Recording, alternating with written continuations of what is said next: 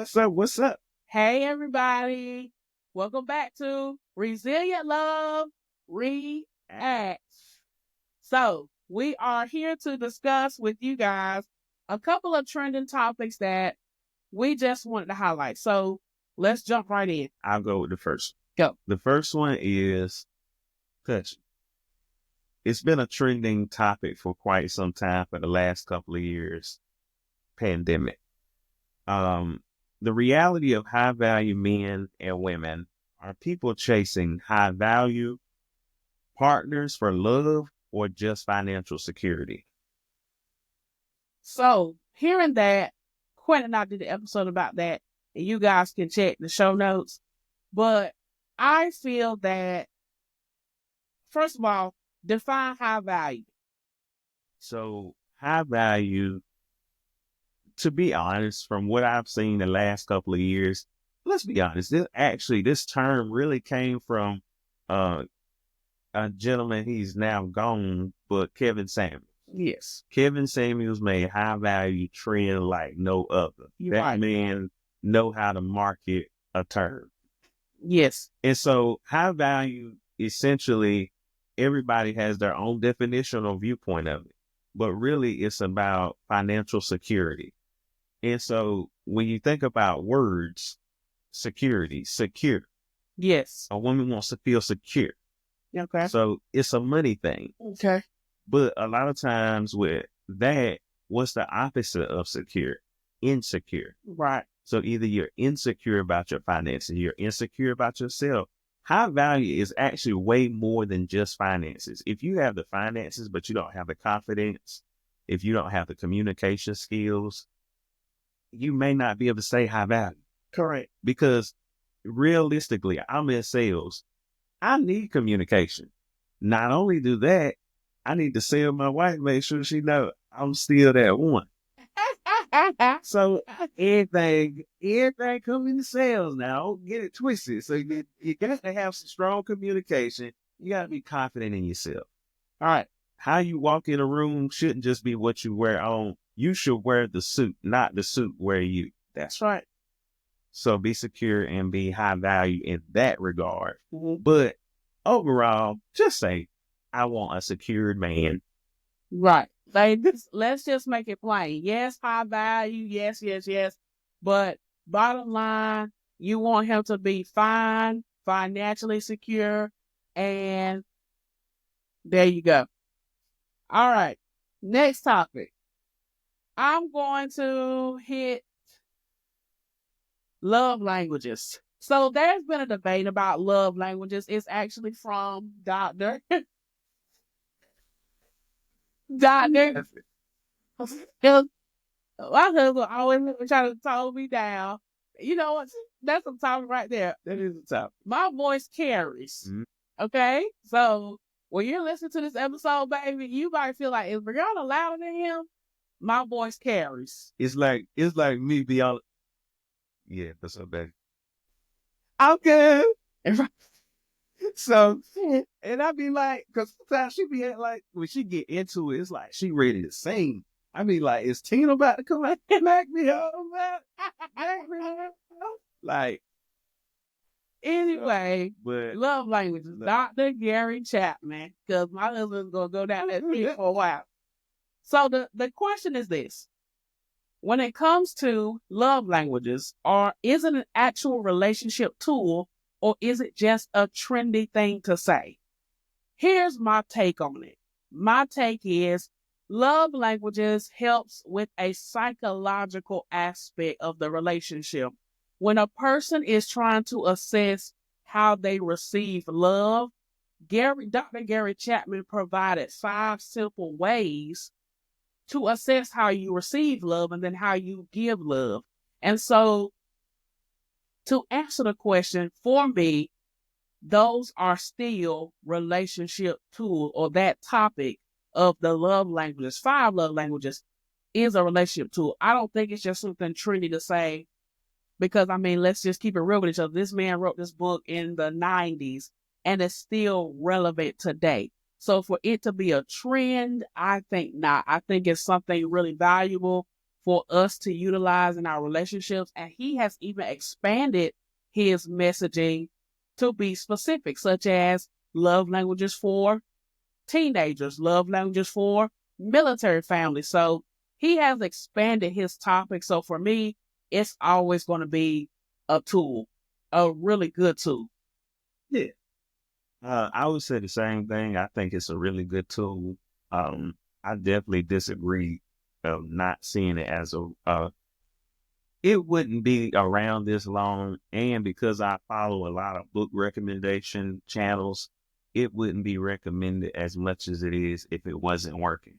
Mm-hmm. So a lot of people just maybe they want to come up with their own thing, and that's cool, but don't knock what works. Right. Love languages have worked, they still work, and they're going to continue to work.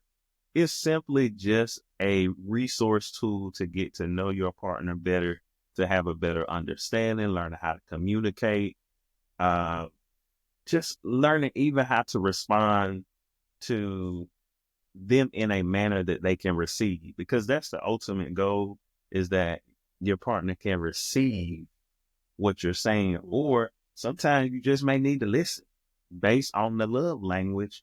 You just may need to listen, or you may need to show your love in this way, depending on what they're going through currently. Yes.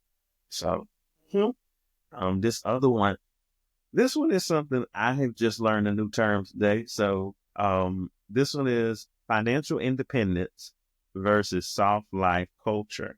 Didn't know about this today. Let me turn. Is soft life, living stress-free, avoiding hard work, realistic in today's economy, or is financial independence more important? For me, my opinion, I'm going to say financial independence is more important. And my reason is not knocking anyone that says soft life culture. I think it does have its time and place and season. However, for me, it's financial independence, because that's what my desire is wholeheartedly. She'll tell you, financial independence. I want us to be able to go where we want to go, live where we want to live, do what we want to do without having to think about so much about burden about finances. Mm-hmm. So I would, and to sum it up, I would like to, and also I think there was some, Kevin Samuels was a very controversial guy, but he did pull out some good points. Some of them I didn't agree with, some of them I do. One being, I'd rather take the next 5 years of my life and zone in and get strategic and really put that work in, not just like labor work, but strategic work. Yes.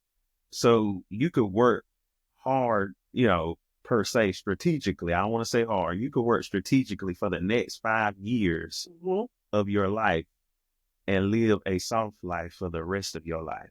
Right. You could take 5, literally take 5, so you can live soft for the rest of your life. Because if you do it right strategically, remember this, you only have to get it right one time in order to be successful, really. Yeah. You need that one hit, that one opportunity. So it's not that everybody has a desire of soft life long term, but sometimes in the short term, you do have to figure out how can I get my financial independence? And with today's ever-changing economy and everything that's going on, everybody's looking for a way to create some type of financial independence so that they can see long-term in life. Right. Yeah. And I think that's another key thing. I know for women, we're like soft life. I just want to relax. But here's the thing. I feel that if we are able to really zone in, and honestly, guys, soft life can be a part of your natural life. You naturally can have a stress-free life. What do I mean? If you are going through a challenge financially, you don't have to allow that challenge to take your mind, to take your focus. I know people personally who are going through various things, but they have, by the grace of God, been able to navigate it in soft life manners. So, to summarize my response, you can have both. You can be on your grind, yet still, I'm cool, calm, and collected. I did my work from 9 to 5. I'm about to throw my feet up, and you're not overthinking what you did. You just do that and you go on about your day. So I think you can have both. I do agree with that. I love that perspective. The balance of that. I think the balance of that and the continuity of that is that you really do need both. Mm-hmm. Because I have learned that a lot of times go, grind, grind, grind, and you have no soft side of it, that you become somewhat brittle. Right. Emotionally. Mm-hmm. Just you don't have any type of self-care routine. You don't have any type of outlet. It's just grind, grind, grind. Right. And I mean, you can grind and find a way to carve out time to do the other things, spend time with family a little bit, do this, do that. Mm-hmm.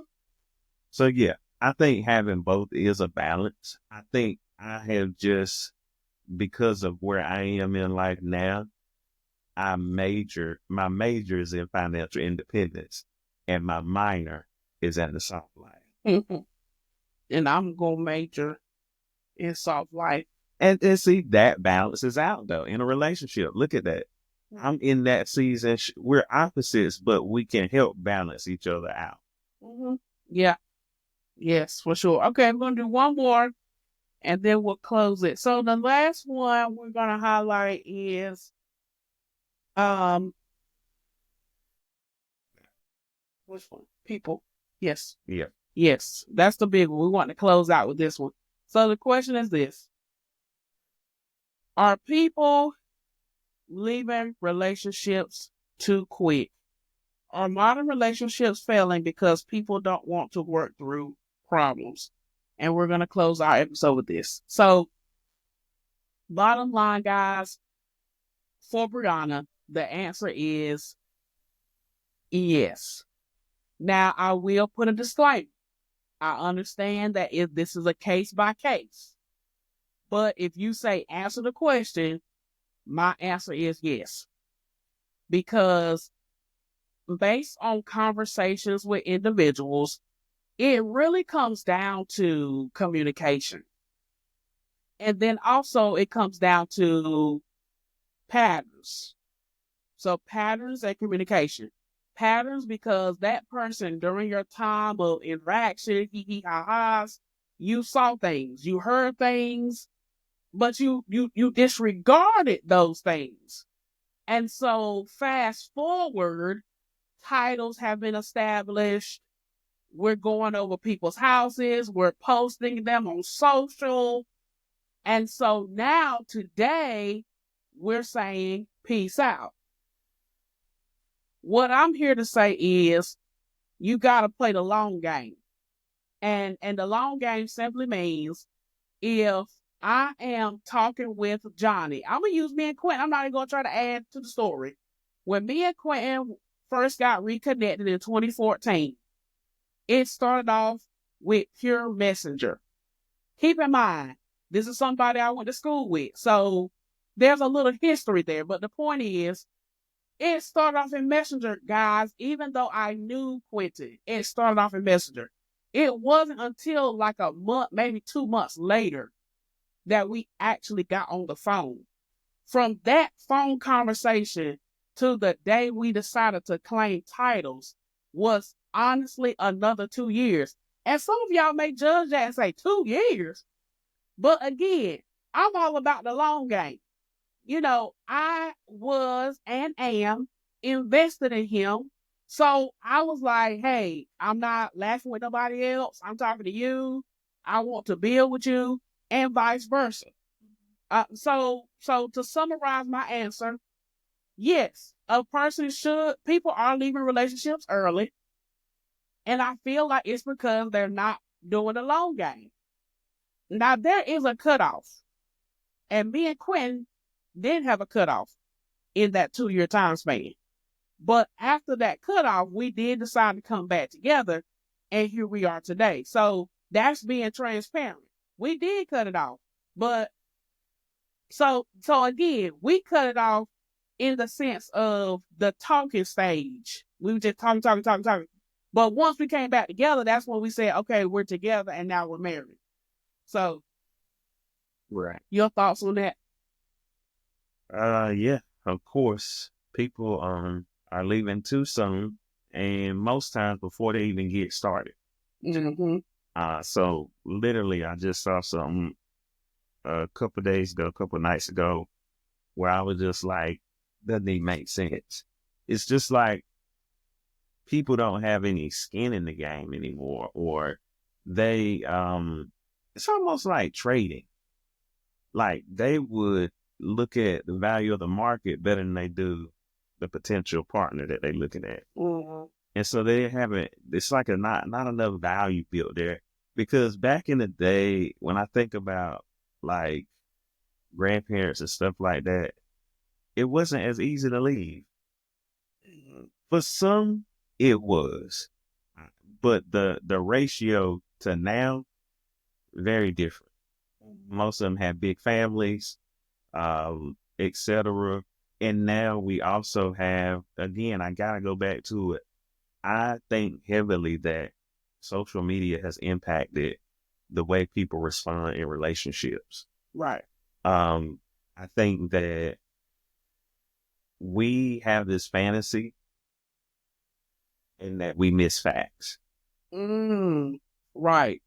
And so, like, I want this to work. Yeah. Before I really assess what's happening. So let me be clear on my end. I'm sorry to cut in. But even with his statement, I'm saying, yes, if Sally and Johnny are talking and they start talking in January and they claim titles in February, but they cut it off in March, what I'm saying is, before you guys claim titles in February, did you not see those things? And some people might say, Brianna, I didn't see that. I didn't know it was new information. To you, I apologize. I'm glad you got out. But at the same time, like, nothing in the 30 days showed you I should move forward with this person. Right. Not only that, a lot, and I'll say this from a male perspective, not running. So, for example, what I mean by not running is when things occur, like my mother had a health challenge last year, and it was weighty. It just had a lot of weight to it. And, had we been dating or been early on in dating, knowing myself back then, I probably would have ran from the relationship, or I would have disconnected because I was going through something. Because the vulnerability, and I'm going to just say it from a male perspective, of going through something with somebody is almost like, I don't want to say scary, but just not comfortable enough. We have this mentality of dealing with things on our own, dealing with it in our own way. So vulnerability is a hard thing for a lot of men. And so not running when things outside the relationship get tough. Yeah. Parents, loved ones, etc., things happening. It can be a lot. But it is the time that you should pull tighter together and tie that cord. Yeah. Begin to tie that cord, and you can become a 3-stranded cord.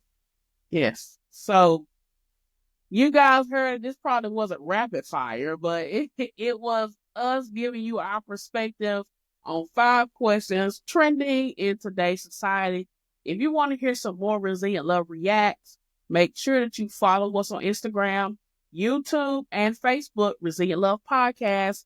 Make sure you leave us a 5-star review, share this with somebody, and we'll see you in the next one. See yous.